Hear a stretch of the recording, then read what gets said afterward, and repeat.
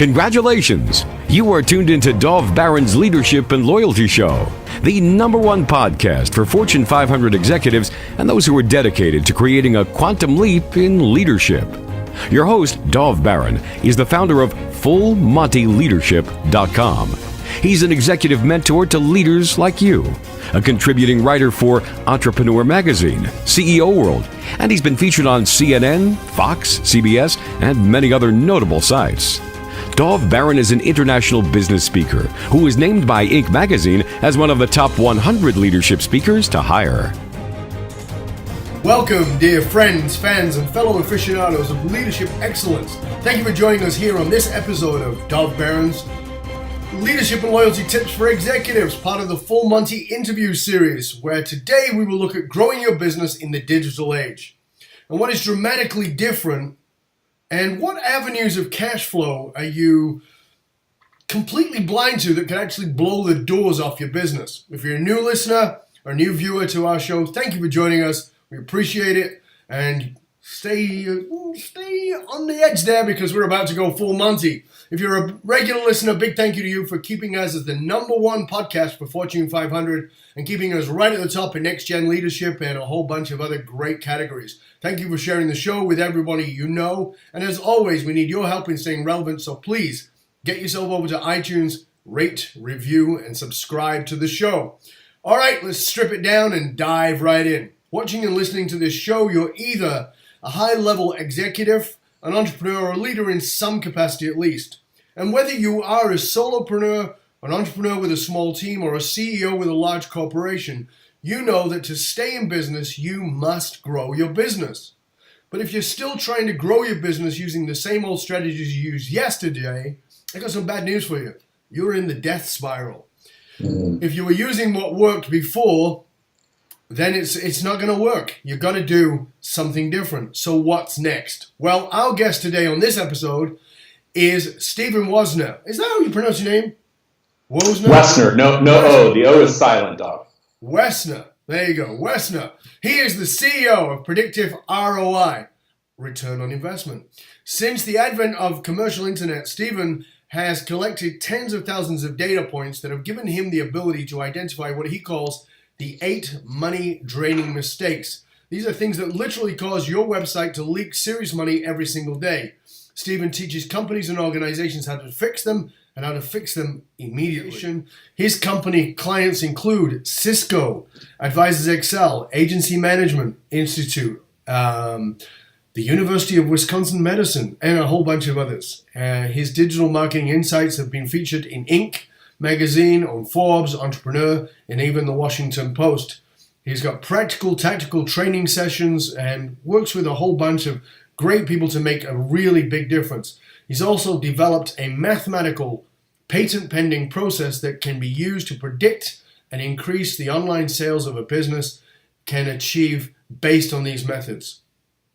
On top of that, Stephen is the host of the top business ranking podcast, listened in over 105 countries from around the world, 5 days a week. It's got over 450 interviews? Man, this man is a machine. We had to talk about it before we were on air. Like, I've done a lot of interviews, and I know what it takes. This is pretty insane. And he's had guests like Gary Vaynerchuk, Darren Hardy, Yaeger, Jeff Hayzlett, Harrington, and a whole bunch of others. And soon he's going to have some loser on there by the name of, with a weird name. What's his name? Dove or Dog or something like that. Anyway, and his third book is coming out, and it's entitled Profitable Podcasting. So, we got some stuff to learn about that. As I said, he's been featured in Success, in Forbes, in Entrepreneur, Washington Post, a whole bunch of others. So please put your hands together and welcome Stephen Woessner. Woo! Crowd goes wild. That was awesome. Thanks, Tom, very much for having me. Good to have you here. Really good to have you here.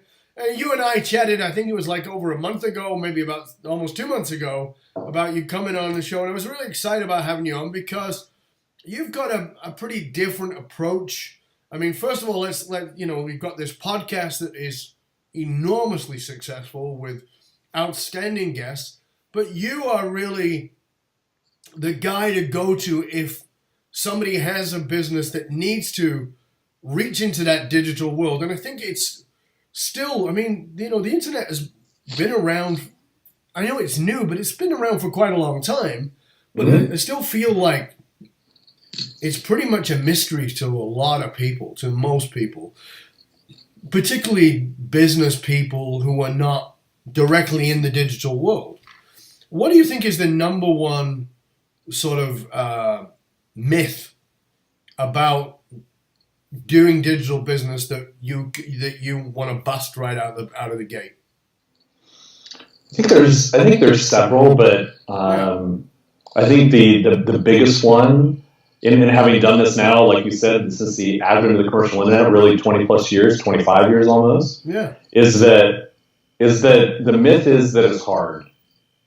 The myth is that because to most people, using some of your words, it feels like mystic dark magic voodoo. Yeah. It feels complicated. It feels scary. It feels like, well, what if I look silly? What if I don't know all the stuff right away? And how come I just don't know all the stuff right away? And I mean, how could you possibly, if you haven't gone down that path, and if you haven't started practicing? I mean, Michael Phelps didn't jump in the pool and start swimming world record paces on the first time he was in the pool. Right. So why do we as business owners think that somehow we should be just like innately given this ability to do search engine optimization for the first time and to do it well? So it just sounds scary, it sounds complicated, and it really isn't. You can boil it down to a few systems and steps and have some great success. One of the things that I find interesting about it, did you watch that show Mad Men? Remember that show? I've seen it. I haven't watched the entire series, but I've sure seen it. Yep. I haven't seen it all either, but it was about advertising in the 60s and even at the beginning of the early 70s. And advertising in those days was about the big badang, it was making that big mark. But advertising in that world before the digital age, not even in the 60s and 70s, but right up until before the digital age, was really a shotgun effect in which you kind of hoped. It was a bit mystical because, it was more mystical because you didn't really know how to measure the success. And one of the things I liked about even the name of your company, which is Predictable ROI, Predictable Return on Investment, is that with digital media, with digital getting out there and marketing yourself, it is predictable, isn't it? You can measure it. Yeah, and not only being able to measure in full transparency, certainly the previous performance, but then with some decent predictive analytics and a little bit of math, and being able to understand the business model, being able to then see where Dov is going to go in the next 12 months or the next 18 months, or being able to understand where a customer or customers get kind of hung up in that sales funnel, where they stop and why, and being able to fix that and be able to fix it quickly. And so the transparency that digital has is remarkable. The ability to make decisions off of that is fantastic. And being able to test really quickly, fail fast, be able to make adjustments for not a lot of money is pretty exciting. Yeah. I think that, today, I don't know what it costs. You might know. I have no idea. But I know years ago, so let me think. 32 years ago, so it's when I first started speaking, I was on my speaking tour in Australia, and I spoke in Melbourne, in Australia, and I ran ads in the Melbourne Post, which was the big newspaper, and the ad for a single ad in 1984 was $5,000. Holy bananas! Right, $5,000, and that was an eighth of a page for me to put my ad. And that would appeared once, right? Once. And when I think about today, what I could buy in, for instance, Facebook ads targeted at my very specific audience, if I'm aiming for CEOs, and I can buy Facebook ads or LinkedIn ads or Twitter ads or whatever it is, I can target that specifically at them, as opposed to back in the day, my ad was in the Melbourne Post and who knew who read it? Who knew who saw it? There was no way to track who actually even saw the ad, whether it worked or not, was only at the end when you got there and had a piece of paper and said, how did you hear about our event? Oh, I read it in the Melbourne Post. Check the box. Which is very inefficient and really vague. With digital, we can really go after target, right? And check and find out, did it work? Exactly. And I think you just did a masterful job of explaining not only the type of targeting that you can do, but the result outcome when you do it well versus, I want to say versus, because that's not really fair, as compared to traditional media, because I think that digital and traditional can coexist in a happy medium and work well with one another. And there's an ebb and flow, a very holistic kind of ecosphere now that is both digital, and as well as traditional. But I think you did a great job of explaining how precise the targeting can be. And certainly from a cost efficiency, like from a media buying perspective, certainly much more efficient in that respect and totally transparent and trackable. Yeah, I think that's amazing. So, okay, so we've got the first myth is that it's difficult. So let's go to the other side. How is it easy? It's easy because first of all, there's a wide variety of educational resources available, some good, some not so good, but there's a lot of great education that's available. Digital Marketer is a great producer of high quality education in this space. You mentioned Agency Management Institute. If you're in the agency space, they're a great producer of high quality training material. I'm a little bit biased because I do some teaching for them, but they're packed full of expertise in growing your business if that happens to be your niche. Companies like Moz are fantastic at not only just building tools, but then packaging that with education. Market Motive, run by my friend Avinash Kaushik from Google, great resource. So there are some wonderful providers in today's space that provide excellent education. Right. It doesn't cost a lot of money. It doesn't take a lot of time, but you do have to make that decision to go down that path and want to be able to learn it.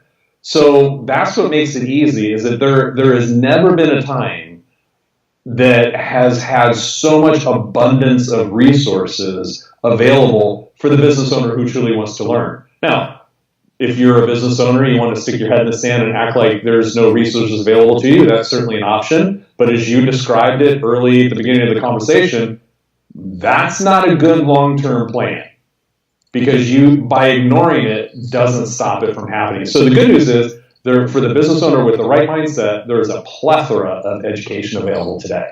Right. So let's take.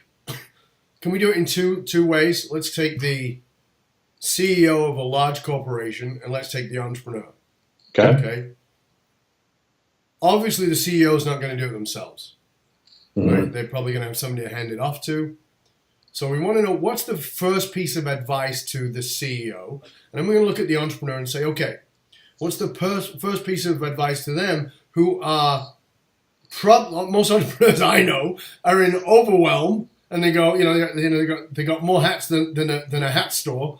They're changing one hat to the other, and they're probably going, oh shit, another job? Oh my God, now I got to do this?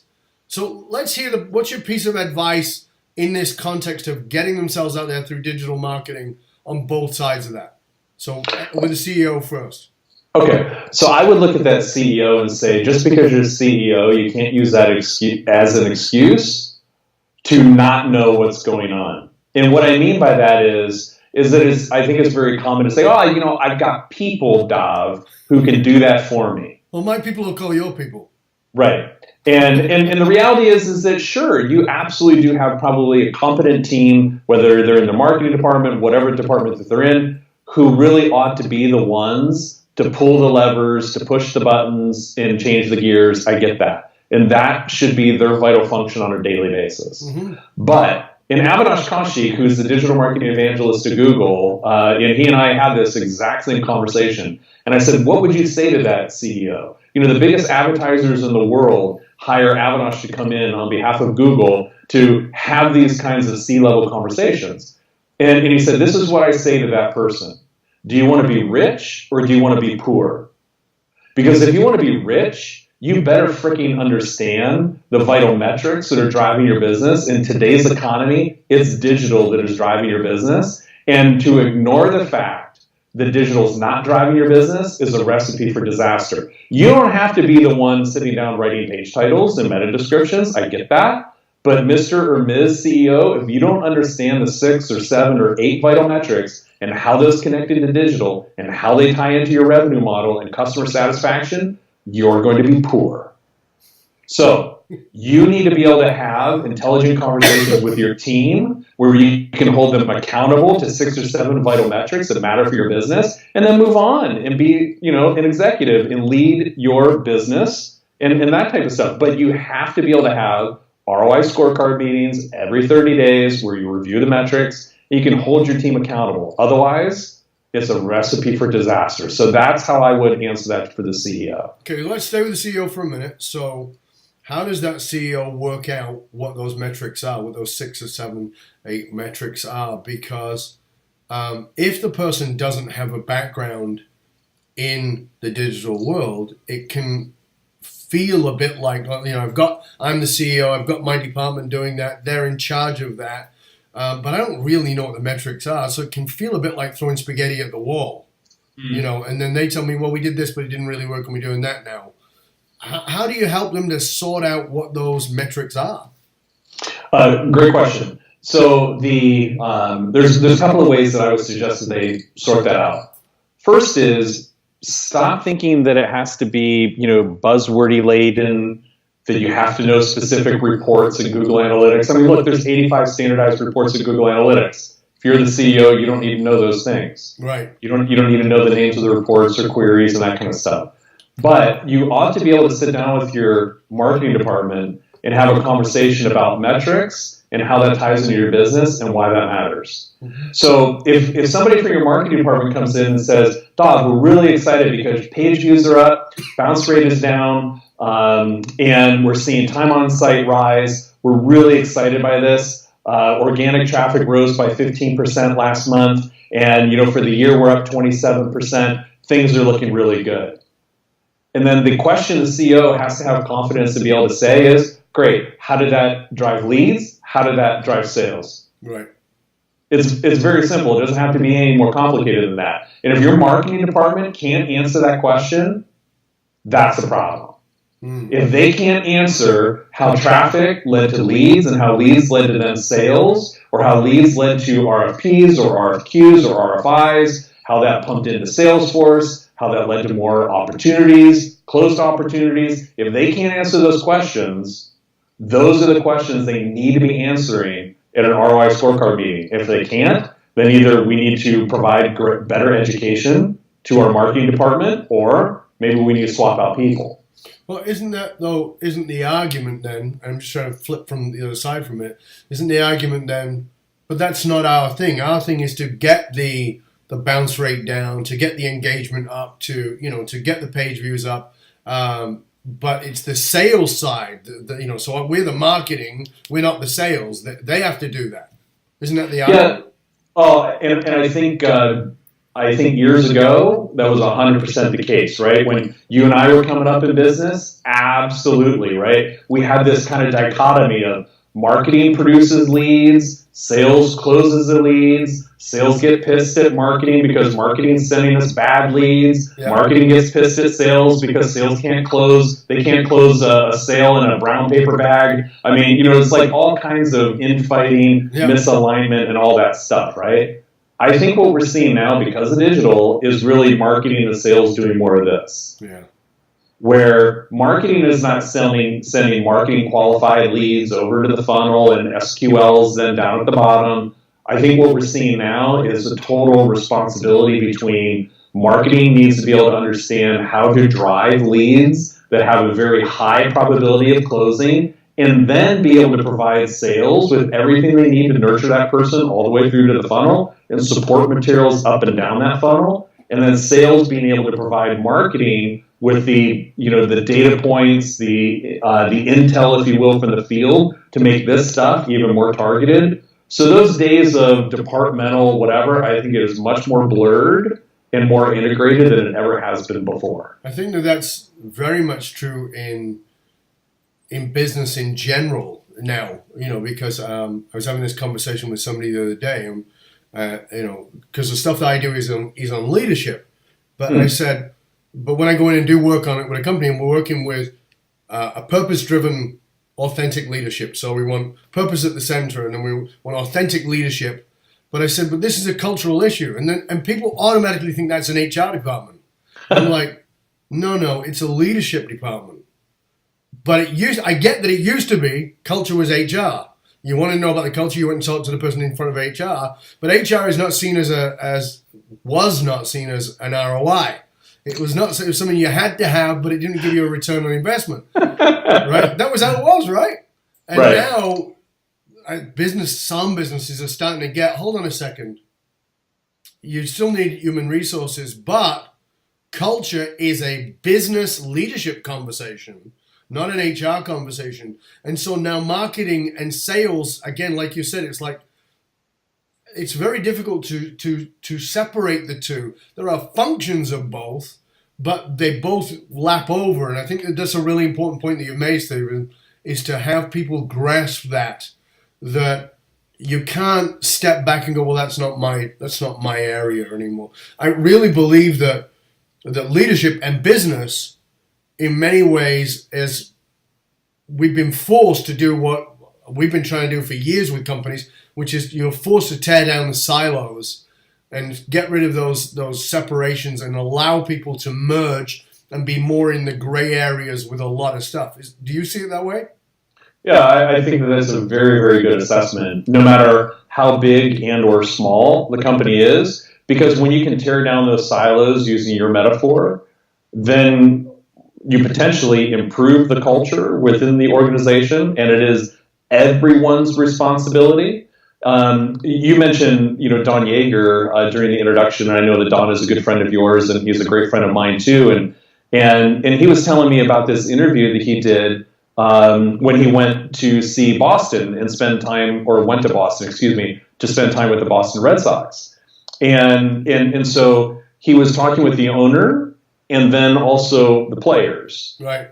And so the ownership and management, they viewed their role as being able to set the standard for the organization and make sure that they provided everything they needed to provide to the players and then got out of the way. Mm-hmm. Their job was to remove obstacles and provide resources. And then the players' job were to be good players, great players, mm-hmm. and perform well on the field. Right. I think somehow we lose that in business and think like, I got to protect my silo, I got to protect third base, and I'm not going to pay attention to what else is going on the field. That's crazy. You can't win that way. No. Yeah, it's interesting because a lot of the work that we do when we go into a company is talk about competition, and we talk about how we actually need to remove the whole idea of competition. And people go, what? How are we supposed to be in business? No, listen, there is no competition because you're either you and you stand out or you don't. And if you don't, there is no competition, number one. But if you remove that concept, you also remove it from inside your company.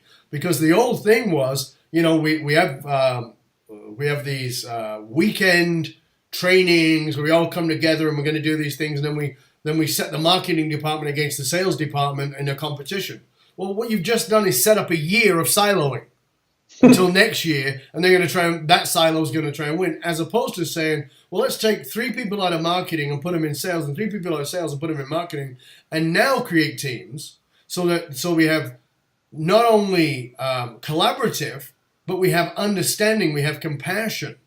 And this is one of the things that I think that so often is missed, is this collaborative mentality that we need in business today. It's so lost. Talk to us about dealing with the entrepreneur, maybe even a solopreneur, but an entrepreneur looking at digital marketing. I think the challenge, depending upon how large the entrepreneur's team is, or maybe how small the entrepreneur's team is, mm-hmm. is really just it's not a conversation around capability, because there is the right education and so forth in order for that person, for that entrepreneur to certainly have the capability to do it, right, or competency to do it. It's really just about capacity, in my opinion. right. Does that entrepreneur have the time in his or her schedule to go in and learn platforms like, or systems like, Infusionsoft, ClickFunnels, Google Analytics? Are they going to produce their own podcast? Are they going to, master stealth seminars so they can have a webinar program, an automated system? So do they have time to do all of that? And oftentimes that answer is no. No. Yeah. But also oftentimes the answer is, gosh, I really don't have the financial resources either to be able to do all of those things. And so my advice to, an entrepreneur who's just getting started, starting to scale, gaining customers, is to realize you don't have to do all of it. You don't have to have a podcast, webinar, robust social media. You don't have to do, sales funnels and Infusionsoft and Click. You don't have to do all of it.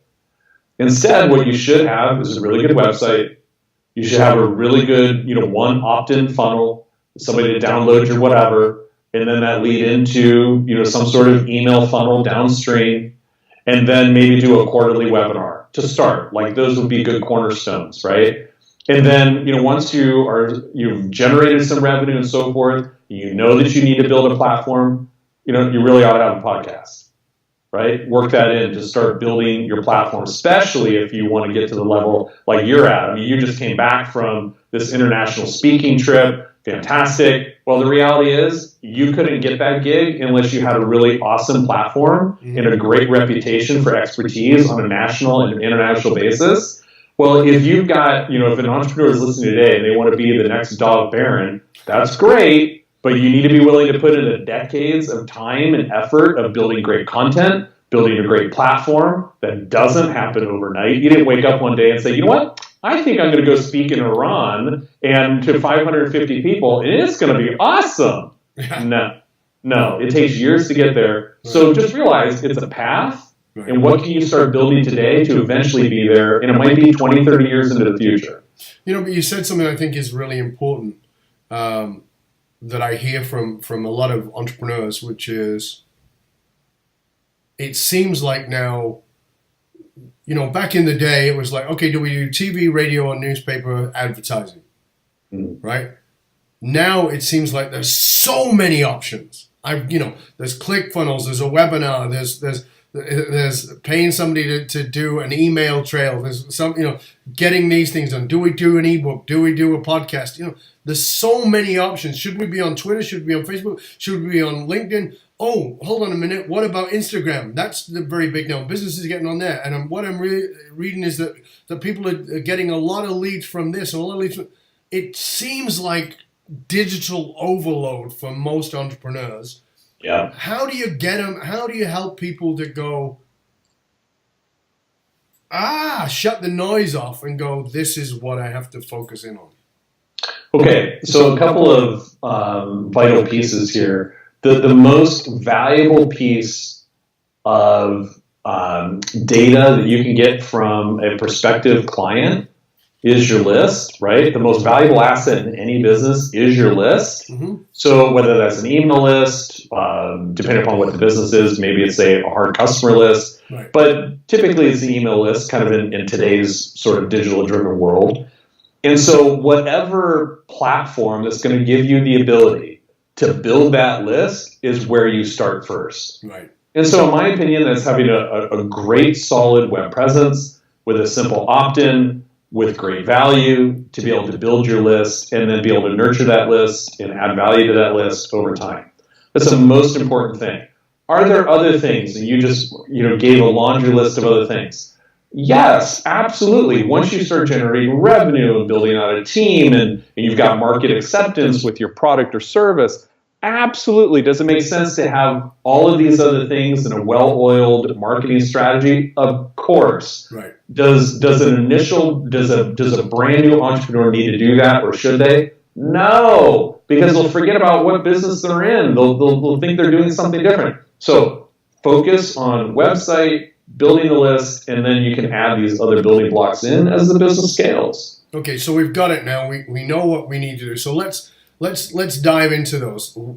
Walk us through these 8 money-draining mistakes that people often make? Well, and it may sound really basic, the first one. And the first one is not really knowing what it is that they want to accomplish. And so I call that the lack of baselines and smart predictives. And smart being specific, measurable, attainable, relevant, time sensitive. And here's why I say that. Because it doesn't matter if it's a small company or, the leadership of a company that's been around for 85 years. Most business owners and executives have absolutely no idea where it is that they actually want to go and in what period of time they want to get there. They aimlessly wander through the wilderness. And so the first money-draining mistake is actually being able to define with clarity, 5 or 6 vital metrics that tie into digital. Like, I want to increase my website traffic. Why? I don't know. I just think I should. Okay, well, that's not a good reason, right? Or by how much, right? I just want more. Yeah. That's a very typical answer that I receive. Well, Dov, why do you want more? I just do. Okay, well, let's first recognize that that's not a good answer. And let's tie that into your business. And so being able to understand the predictives, you mentioned predictive ROI, being able to understand where we currently are and where we're going to go in the business case in between X and Y really matters. And it is extremely rare for a company to actually have that defined when we start working with them. So when you say that that's rare, that's really fascinating to me. Is it rare with a variety of sizes of companies? I mean, I guess one would assume, and again, maybe it's a completely false assumption, but one would assume that a Fortune 1000 company would be very clear about where they are and where they want to go.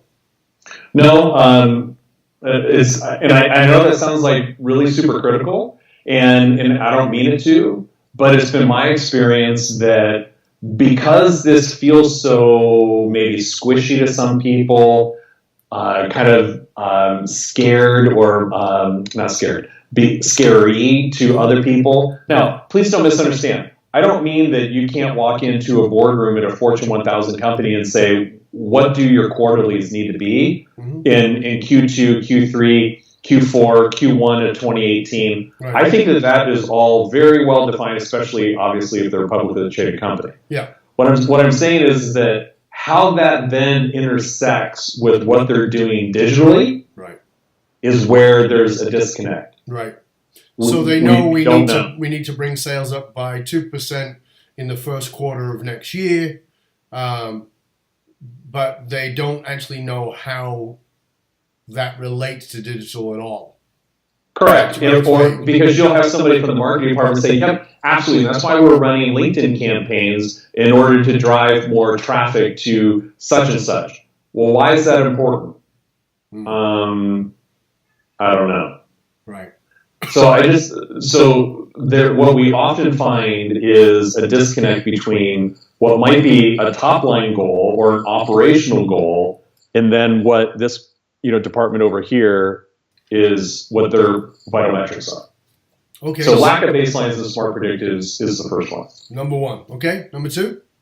Number two is the lack of distinction, and I think we have a mutual friend, Scott McCain. You know Scott, don't you? Of course. Yeah. Yeah. I thought so. I thought we talked about Scott during our first conversation, and so Scott, as you know, is like the leading authority on the topic of distinction, and so what we have often found is a lack of distinction with companies where they may claim that they're different, but that's not distinctive, and distinction is really what drives demand, and it also reduces bounce rate, ironically enough, online too. We'll get to that in just a second. As Scott likes to say, Stephen, I could walk into your shop and I could slap you in the face, and that's different, but I'm pretty sure we're not going to continue a relationship because it's not distinctive, right? It's not going to keep you coming back. Right. So what we often find in the digital world is that when a visitor comes to a website, there's no real distinction. There's no visual telling to that website visitor that they're actually in the right place. So what ends up happening is between 50 to 60% of the visitors bounce. Means they immediately leave without making one single click, and that's expensive. So, without going into Scott's area too much, what is something, from a digital position, what is something somebody could do to at least give themselves a sort of nudge in the direction of a point of differentiation that makes them distinct from the other, in whatever it is? Oftentimes that has to do with being able to fix communication or be able to tell a story in a slightly different way. So here's a real tangible way that a business owner can fix that. Mm-hmm. Answering 3 simple questions. Okay. And those questions are this: we do X, and X being the product or service.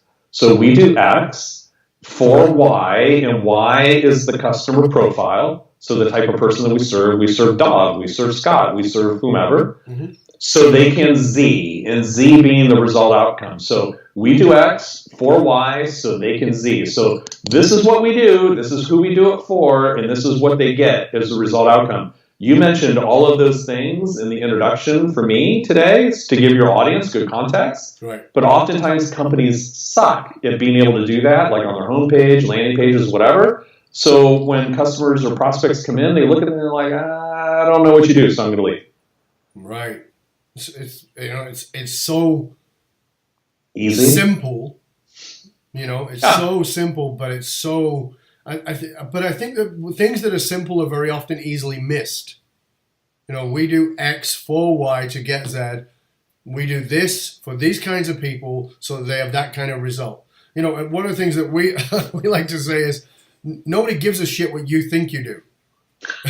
That's the bottom line. Nobody gives it. What they care about is what they want. Do you give them that? Right. So, I can say that, I help you to develop your leadership team, but do you care about developing your leadership team? But if you say to me, we can't keep the top talent anymore, that's a problem for us. And I can say, well, we work with organizations to help them to develop a leadership team that sticks and becomes loyal. Oh, okay, we want that. Right. Right? As opposed to, I think that I know I did it myself for years. Is I did X and Y, but I didn't do Z or Z. I didn't do the third bit. I'd say, well, we do this for these people. Okay. But there's a million other people doing that. Right. So that's a really good point. So it's a really nice, simple way for people to grasp that. We do X for these people. We do this for those people so they get that result. Fantastic. Good okay, stuff. So here, be a litmus test here. With number 1, let's just call it goal setting, understand your baselines and where you want to go. Nothing complicated about that, right? Yep. Okay. The second one, lack of distinction, being able to fix the value proposition, and you just went through that. Nothing complicated about that, right?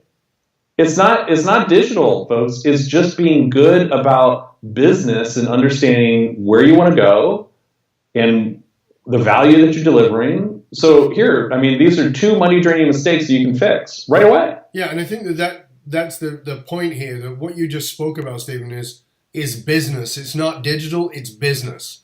Correct. It applies in your digital world, but it's business. And it's that, and again, it takes it out of like, oh, I don't know about that. But hold on a second, this is business. This is just the business piece. Like we do the stuff around human capital and around relationships and around developing that. And people go, well, that's all a bit woo, isn't it? Hold on a second. That's business. That's business. It drives me mad that people want to put things in these boxes so they don't have to look at them. This is digital, so I don't look at them. Excellent point. Excellent point. People want to put them into boxes so they don't have to look at them. It's okay for me to be afraid of that. It's okay for me to ignore that. Yeah, big mistake. Yeah, you put digital in a box over there. Well, I don't deal with that. We're going to find somebody else to deal with that. But what you're talking about applies to digital, but it's business. You've got to do the business side of it. We go, oh, I don't do with the leadership and those kinds of things. That's soft skills. We have other departments. No, you're an idiot. This is business. This is what your business is. Of course, I'm a little direct, but, that's just my style. But that's what it is, right? It's like, let's unpack the boxes and realize that this is not about digital or even about soft skills. This is about business.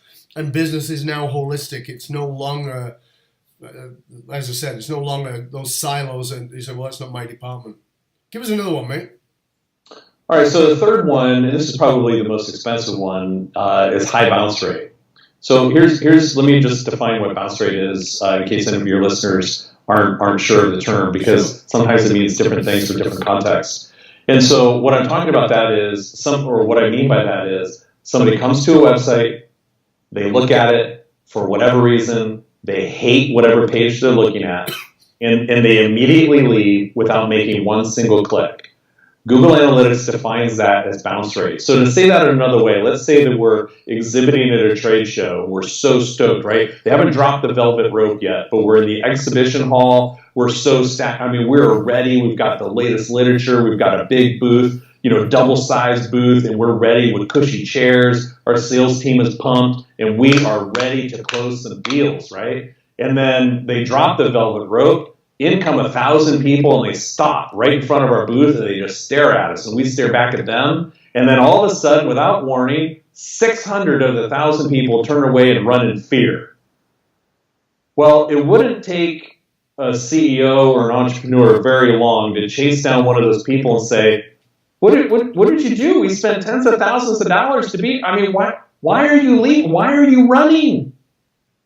But that is what happens every single day in an unoptimized website, where between 50 to 60% of the people who come immediately leave without making one single click because they hate the experience. In milliseconds, in like a few seconds, they determine that you're a bozo and they don't want to spend time with you.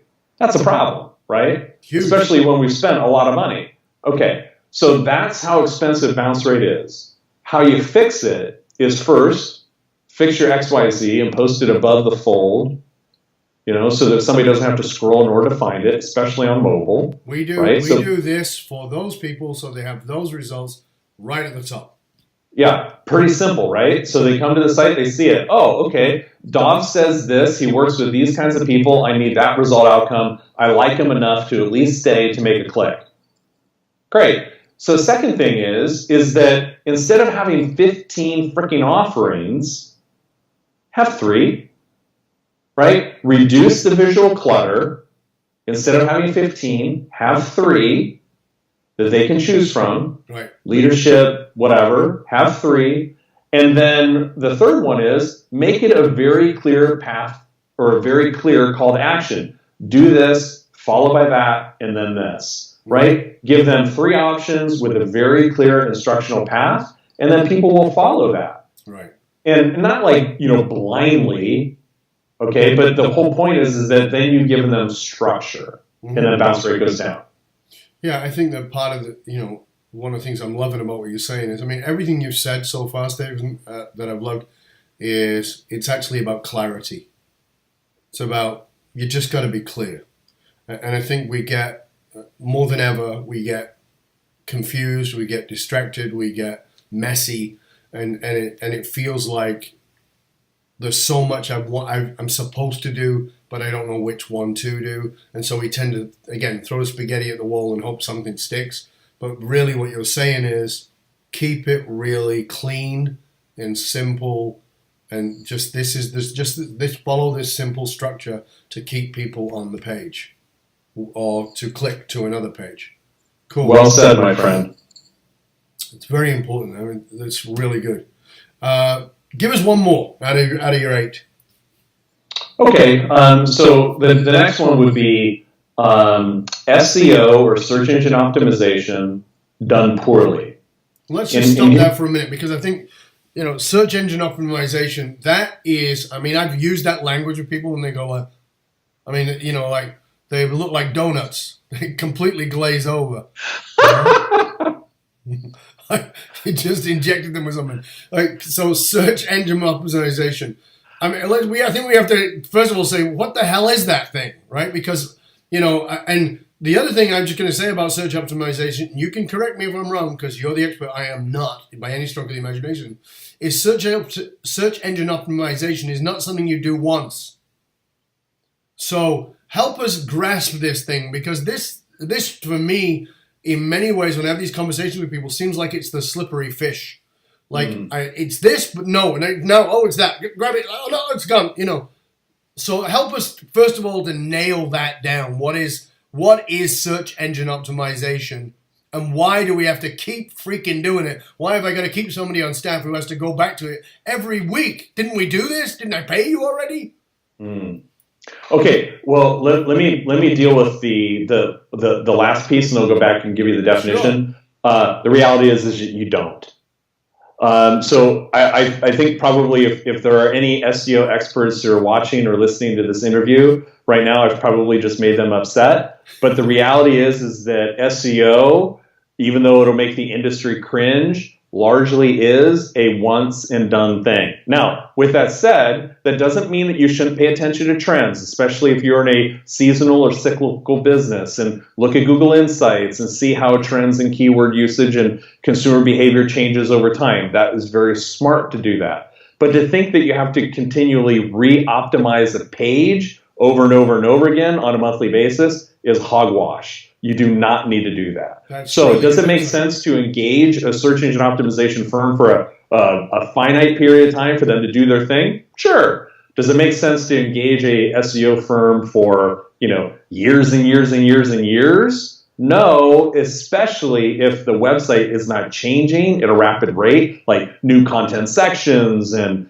lots of new expansion, and maybe it's a new design. So if all of those things are going on, then it's a more dynamic environment, and then that does make sense. But if it's a static website and it's 20 pages and it hasn't changed, no.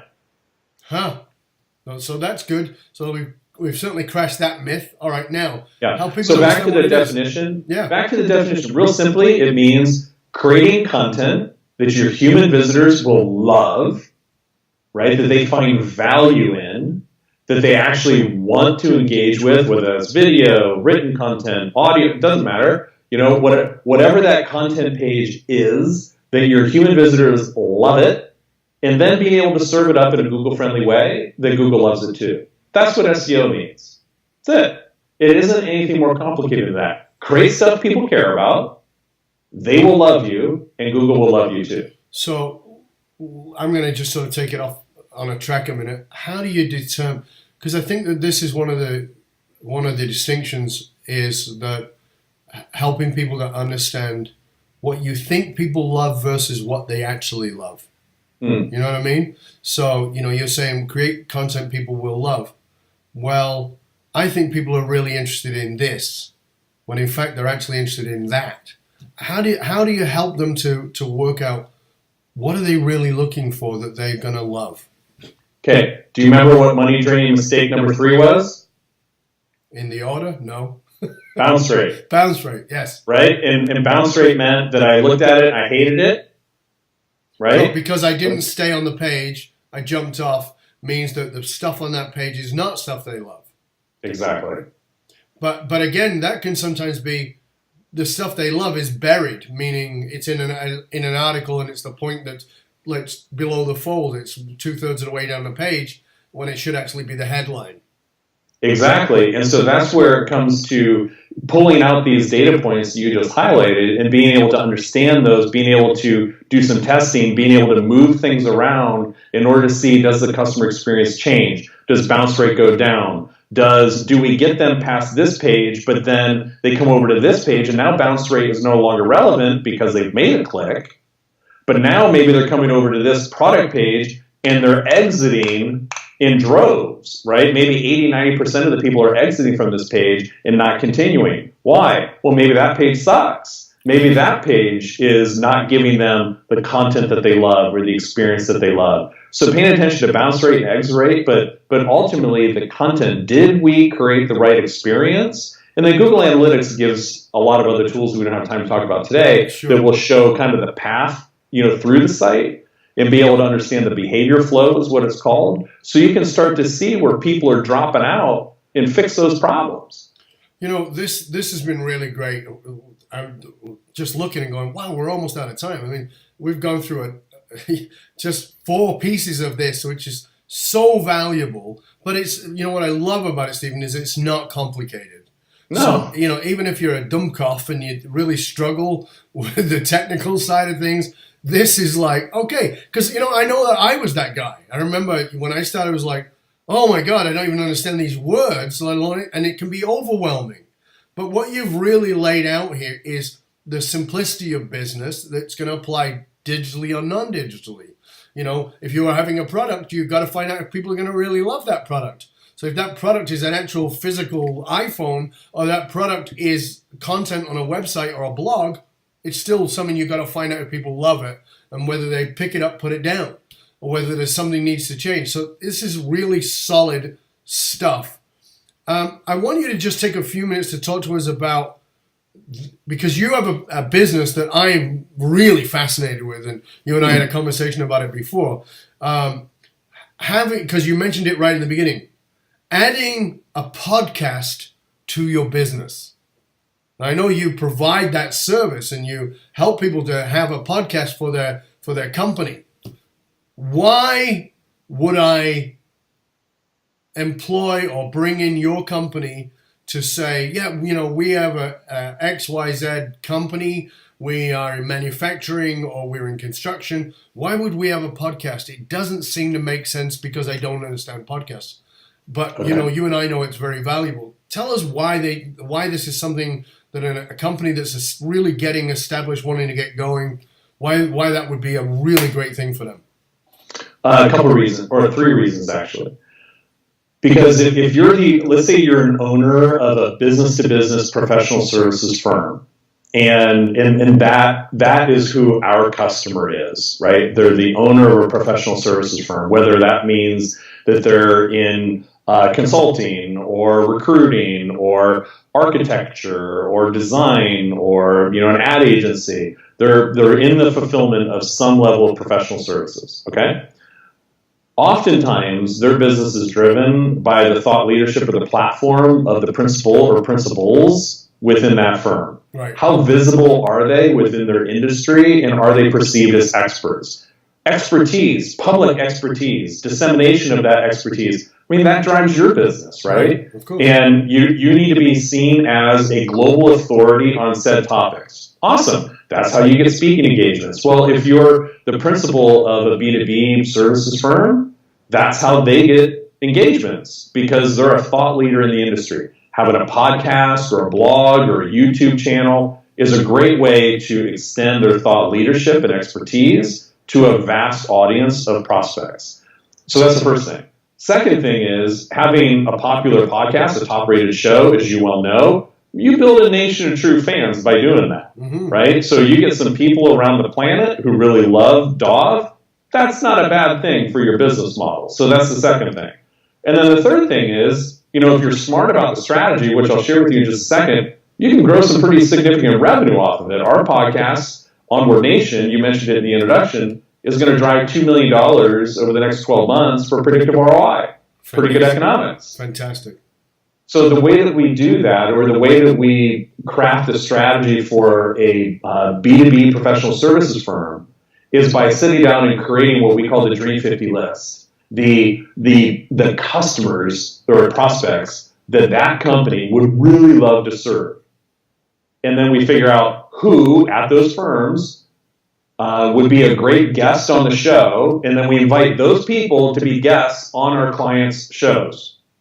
And then what they've done is they've turned their podcast into the Trojan horse of sales, because after the interview is done, relationship is there, biz dev opportunity. It doesn't have to be complicated. It's just Trojan horse of sales. It's the ultimate door opener, the ultimate business card. I think that's a better title for your book, but that's just me. Don't tell Wendy. We talk about the Trojan horse of sales quite a bit in the book, but that title didn't fly. No. Oh, so it was somebody else had that idea too? Okay. But you know, it's really, I mean, the thing that I've said around business and in leadership is that leadership is relational, and you've got to be masterful at relationships, and you've got to understand how to do that. That all the things that are included in relationship, which is communication, etc. But not just leadership is relational, business is relational. And what you're really talking about is another avenue for building relationships. Right. And that is you know, when you think about it, I mean, I read the stats a couple of weeks ago. It's something like 82% of business, all business is done by referral. So we're all going mad wanting to buy billboards and wanting to put ads on TV and wanting to buy banners and wanting to put ads on Facebook and all that. But the bottom line is still 82% of your business is coming through referral from somebody else.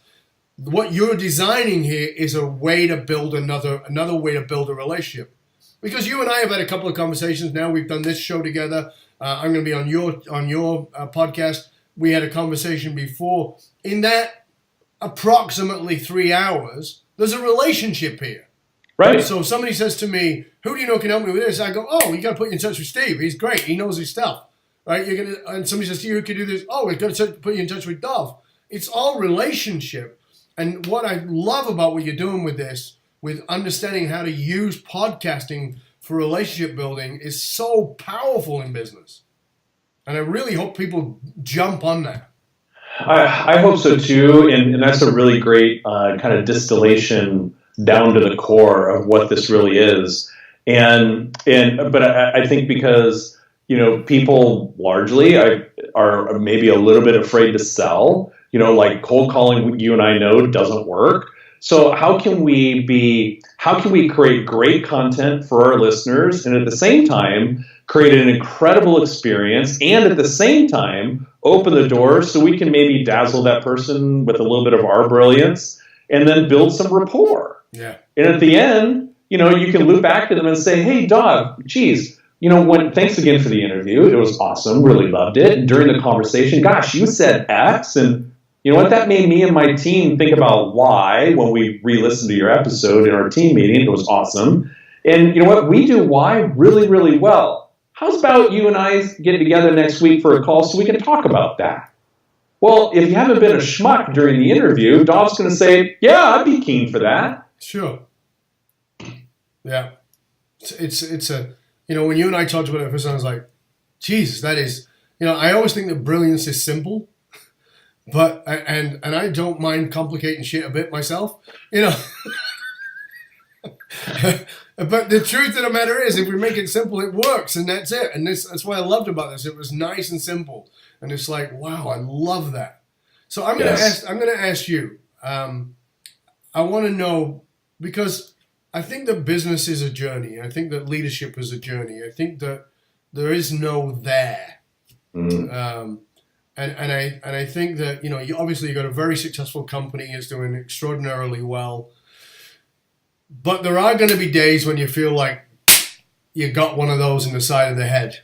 What is it, let me ask you, what is it that lights your fire? What is it that gets you up in the morning, the morning after you got one of those in the head the night before, when life is feeling a bit shit or things are just really tough? What is it that lights your fire? What is it that gets you up out of bed with a little bit of fire in your belly? For me, it's and I'm pausing here because I hope I don't start crying telling you the story, and I'll keep it short because I know we're short on time. But my grandfather immigrated here from Istanbul, Turkey in 1920, and he was 18 years old, had $10 in his pocket, came to Canton, Ohio, and he left his mom and his 2 younger siblings in Turkey. And because he wanted to create a better life for them, and he was eventually going to bring them over, and he did. But you couldn't speak the language, wanted to be in the restaurant business, and he washed dishes and cut lettuce for 6 years, saved his money for 6 years, and 6 years later owned his own restaurant in downtown Canton, Ohio. It was 1926, 2.5 years before the Great Depression. And he ran his restaurant through the Great Depression, gave away more soup than he ever sold.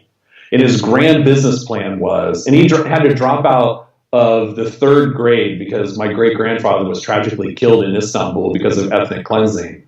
And he had to take care of his family when he was 8 years old. He did it for 10 years with a smile on his face. Wow. So he comes to this country, saves his money, owns a restaurant, runs it through the Great Depression with a business plan of, if you take care of your customers will take care of you.